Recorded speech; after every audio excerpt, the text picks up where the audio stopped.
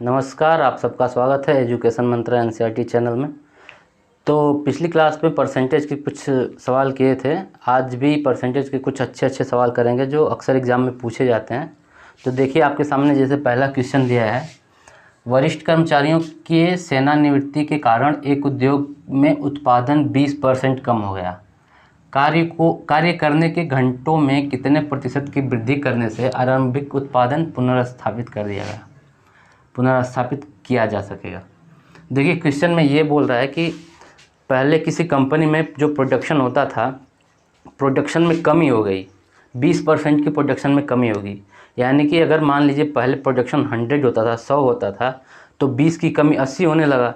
ये कमी 20% की कमी इसलिए हुई कि कुछ कर्मचारी जो पहले थे वो रिटायर हो गए, जिसकी वजह से प्रोडक्शन में कमी आ गई। तो यही पूछ रहा है कि कितने घंटे हमको काम करना पड़ेगा ज़्यादा कि प्रारंभ जो पहले प्रोडक्शन होता था वो अभी मेंटेन रहे।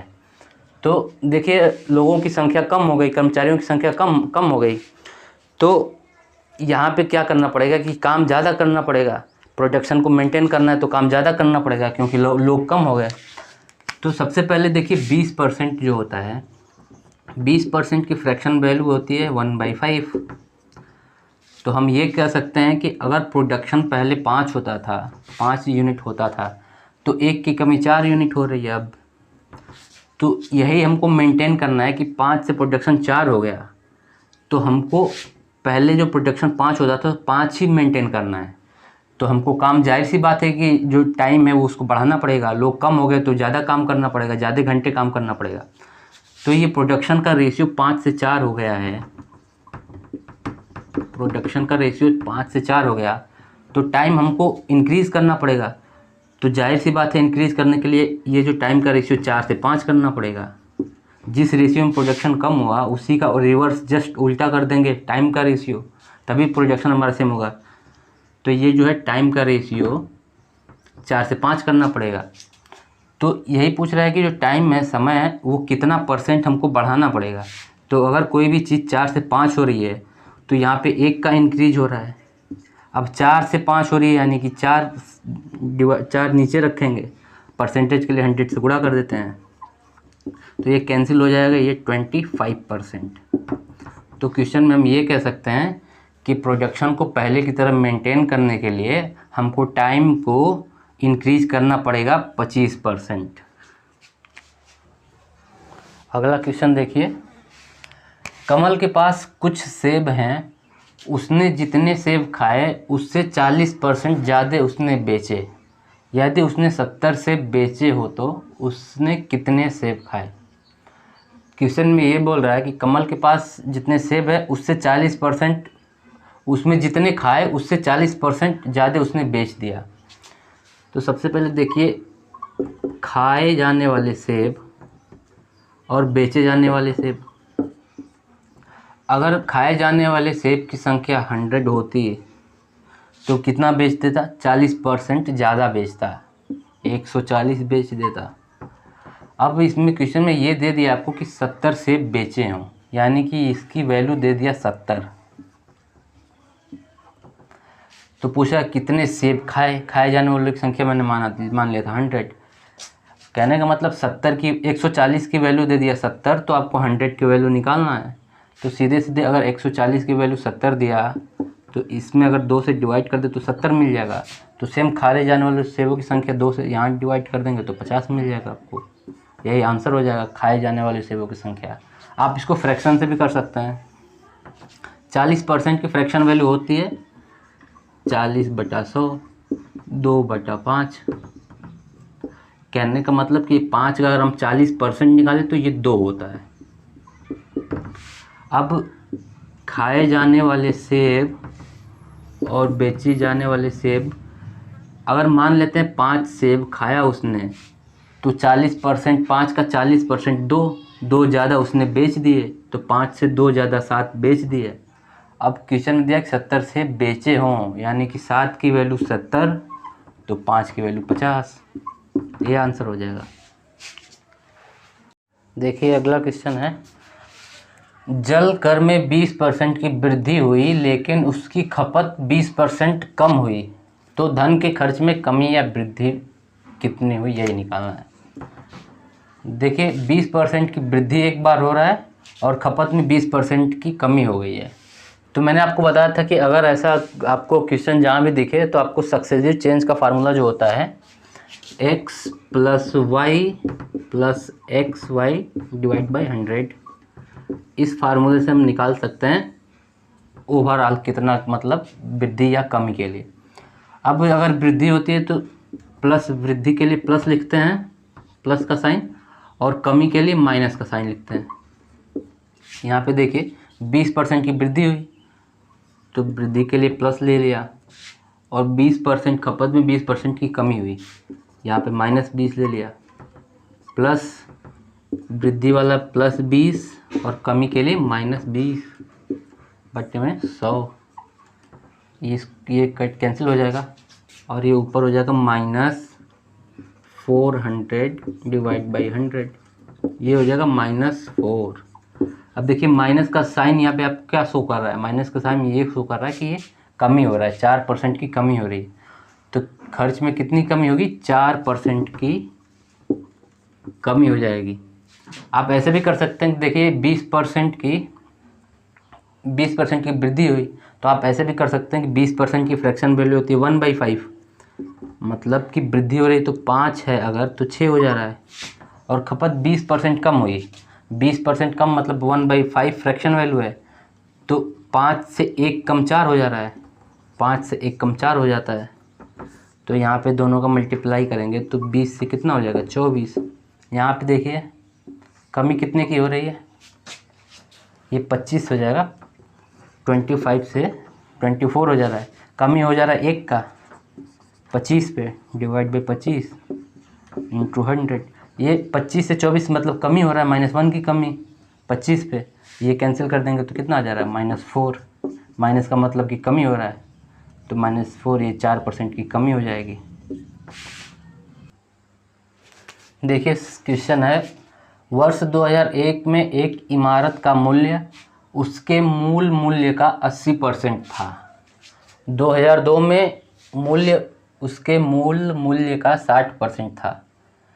तो 2001 से 2002 तक मूल्य में कितने % की कमी आएगी। इमारत का मूल्य हमको मालूम नहीं है कितना था, कुछ भी मान सकते हैं। देखिए सबसे आसान तरीका यही है कि हम इमारत के मूल्य को मान लेते हैं 100। जो इमारत है इसका मूल्य मान लेते हैं हम 100 था। अब क्या हुआ, 2001 में और 2002 में इसकी जो कीमत थी, कीमत में कमी आ गई। तो 2001 में कमी आई, मतलब ये कमी होने के बाद इसका मूल मूल्य का 80% 2001 में था। अगर ये इमारत की कीमत 100 होती तो 2001 में इसकी कीमत 80 थी, और बोला 2002 में इसके मूल मूल्य का 60% था। 2002 में कितनी कीमत थी, 100 का ये जो 60% था। अगर 100 होता इमारत की कीमत तो 2002 में 60 थी। तो हमको क्या निकालना है, 2001 से 2002 तक मूल्य में कितने % की कमी आएगी। 2001 में था 80, कीमत 80 थी, 2002 में 60 था, तो 80 से 60 क्या हुआ, कमी आई है। कितने की कमी आई, 20 की कमी, 20 की कमी आई है 80 पे। पूछ रहा है ना कि 2001 से 2002 तक मूल्य में कितने % की कमी आई है। तो कंपेयर हम कर रहे हैं 80 से, तो 80 को नीचे रखेंगे और परसेंटेज के लिए 100 से गुणा कर देंगे। ये कैंसिल हो जाएगा 4 बार और इससे हो जाएगा 25%। 2001 से 2002 तक मूल्य में % कमी आई है, 25% की कमी आई है। ठीक है, अगला क्वेश्चन देखो। अगला क्वेश्चन है, एक आदमी अपनी आय का 75% खर्च करता है और शेष बचा लेता है। उसकी आय में 20% वृद्धि हो जाने पर वह अपने खर्च में 10% वृद्धि कर देता है। तदनुसार उसके बचत में कितने % की वृद्धि हो जाएगी। देखिए आय का 75% खर्च करता है, मतलब अगर क्वेश्चन में 75% खर्च करता है तो 25% बचा लेता है। अगर हम इनकम मान लेते हैं यहाँ पे, देखिए आदमी की आय हम मान लेते हैं 100 रुपये। आय मान लिया हमने 100 रुपया। अब 100 का 75% खर्च कर देता है, तो कितना खर्च कर देता है? 100 का 75%, 75 रुपये खर्च कर देता है। जब 100 में 75 खर्च कर दिया तो खर्च करने के बाद कितना बचा लेता है? 25 रुपये।